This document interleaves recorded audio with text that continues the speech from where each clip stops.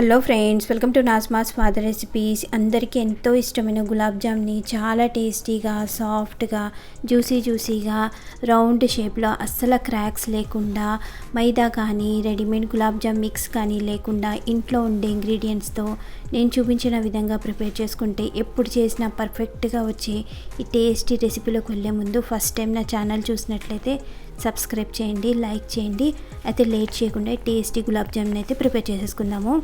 ప్యాన్లో 2 స్పూన్లు నెయ్యి వేసుకుని, నెయ్యి మంచిగా హీట్ అయిన తర్వాత నేను ఇక్కడ 1/2 కప్ అయితే గోధుమ పిండి వేసుకున్నాను. మనం వేసుకున్న గోధుమ పిండి నెయ్యి బాగా కలిసేలాగా స్టవ్ లో ఫ్లేమ్లో పెట్టుకుని స్లోగా ఫ్రై చేసుకుంటూ కలుపుకోవాలి.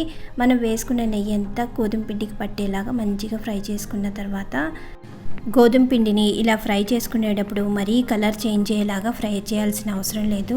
స్టవ్ లో ఫ్లేమ్లో పెట్టుకుని గోధుమ పిండిలో ఉండే స్మెల్ పోయేలాగా ఫ్రై చేసుకుంటే చాలు.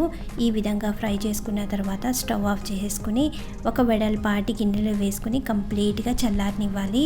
ఈ విధంగా గోధుమ పిండి అంతా కంప్లీట్గా చల్లారిన తర్వాత 1/2 కప్పు milk powder, 1/2 teaspoon baking powder వేసుకున్నాను. బేకింగ్ పౌడర్ వేసుకోవడం వల్ల మన గులాబ్ జామ్లు చాలా సాఫ్ట్గా గుల్లగా వస్తాయి. చిటికెడు సాల్ట్ వేసుకుని మనం వేసుకునే ఇంగ్రీడియంట్స్ అన్నీ ఉండలు లేకుండా మంచి సాఫ్ట్గా ఉండేలాగా మిక్స్ చేసుకోవాలి.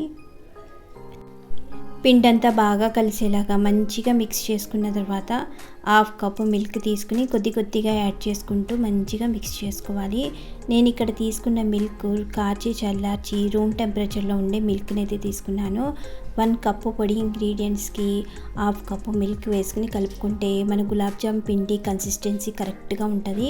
మరీ సాఫ్ట్గా కాకుండా అలాగని హార్డ్గా లేకుండా మనం ఎప్పుడు గులాబ్ జామ్లు ప్రిపేర్ చేసుకున్నా నేను చూపించిన విధంగా ప్రిపేర్ చేసుకుంటే చాలా పర్ఫెక్ట్గా పిండి కన్సిస్టెన్సీ కూడా చాలా పర్ఫెక్ట్గా గులాబ్ జాములు కూడా కరెక్ట్గా ఉంటాయి. పిండిని ఇలా కలుపుకున్న తర్వాత మరీ ఎక్కువగా నీట్ చేయకుండా పైన కలుపుకుని ఒక 5 మినిట్స్ అయితే పిండిని బాగా నాననివ్వాలి. ఇది నానేలోపు షుగర్ సిరప్ని అయితే ప్రిపేర్ చేసుకుందాము. ఒక వెడల్పాటి గిన్నెలో 1.5 కప్పు షుగర్ వేసుకుని 1.5 కప్పు వాటర్ వేసుకుని షుగర్ అంతా మంచిగా మెల్ట్ అయ్యేలాగా షుగర్ సిరప్ని అయితే ప్రిపేర్ చేసుకోవాలి. నేను ఇక్కడ కొద్దిగా కేసరు, కొద్దిగా యాలక్కాయల పౌడర్ వేసుకుని షుగర్ అంతా మంచిగా మెల్ట్ అయితే చాలు. ఎలాంటి తీగ పాకాలు అవసరం లేదు.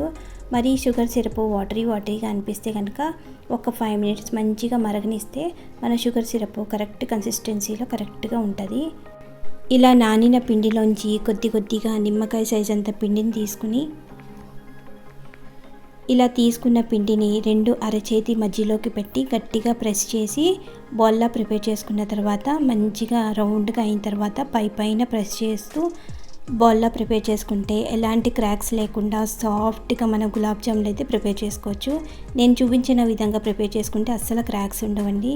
ఈ విధంగా గులాబ్ జాములన్నీ ప్రిపేర్ చేసుకున్న తర్వాత స్టవ్ మీద ఆయిల్ పెట్టుకుని ఆయిల్ లైట్గా హీట్ అయిన తర్వాత లో ఫ్లేమ్లో పెట్టుకుని మనం ప్రిపేర్ చేసుకున్న గులాబ్ జాములన్నీ ఆయిల్లో వేసుకుని మరీ పెద్ద గరిటెలు కాకుండా ఈ విధంగా చిన్నగా ఉండే స్పూన్ లాంటిది తీసుకుని మనం స్పూన్ ఏ విధంగా కలుపుకోవాలంటే ఈ విధంగా రౌండ్ సర్కిల్ షేప్లో రోల్ చేస్తే గులాబ్ జాములన్నీ రౌండ్గా రోల్ అవుతూ మంచి గోల్డెన్ బ్రౌన్ కలర్లో ఫ్రై అవుతూ ఎలాంటి క్రాక్స్ లేకుండా మంచి రౌండ్గా ఫ్రై అవుతాయి. ఈ విధంగా మంచి గోల్డెన్ బ్రౌన్ కలర్లో ఫ్రై చేసుకున్న తర్వాత షుగర్ సిరప్లో వేసుకునేటప్పుడు మన షుగర్ సిరప్ అయితే మంచి వేడిగా ఉంటే షుగర్ సిరప్ తొందరగా సోక్ చేసుకుని మన గులాబ్ జాములు కూడా చాలా సాఫ్ట్గా ఉంటాయి. ఈ విధంగా 2 అవర్స్ నాననిస్తే మన గులాబ్ జాములు ఇక్కడ చూపించిన విధంగా చాలా సాఫ్ట్గా ఉంటాయి. నా రెసిపీ నచ్చినట్లయితే మీరు ఇంట్లోసారి కంపల్సరీగా ట్రై చేసి ఎలా వచ్చినాయో కూడా కంపల్సరీగా కమెంట్ చేయండి, లైక్ చేయండి. Thank you for watching.